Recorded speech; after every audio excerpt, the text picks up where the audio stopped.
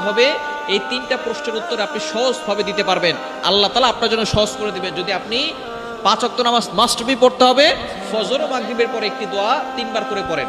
দোয়াটি হচ্ছে রাদিতু বিল্লাহি রাব্বা ওয়া বিল ইসলামি দীনা ওয়া বি মুহাম্মাদিন সাল্লাল্লাহু আলাইহি ওয়াসাল্লাম নাবিয়্যা ওয়া রাসূলা। এই দোয়াটা আমরা সকলেই জানি। আপনি ফজরের নামাজের পরে প্রতিদিন নামাজ অবশ্যই পড়বেন। নামাজ না পড়লে আপনি জান্নাতে যেতে পারবেন না।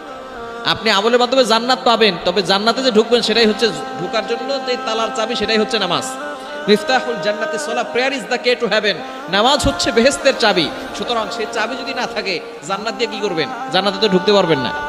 এজন্য অবশ্যই আপনাকে নামাজ পড়তে হবে এবং 5 ওয়াক্ত নামাজ মাস্ট বি পড়বেন। ফজর ও মাগরিবের পরে এই দোয়াটা পড়বেন, রাদিতু বিল্লাহ। এর অর্থ হচ্ছে রাদিতু বিল্লাহি রব্বা, আমরা আল্লাহকে রব হিসেবে পেয়ে সন্তুষ্ট।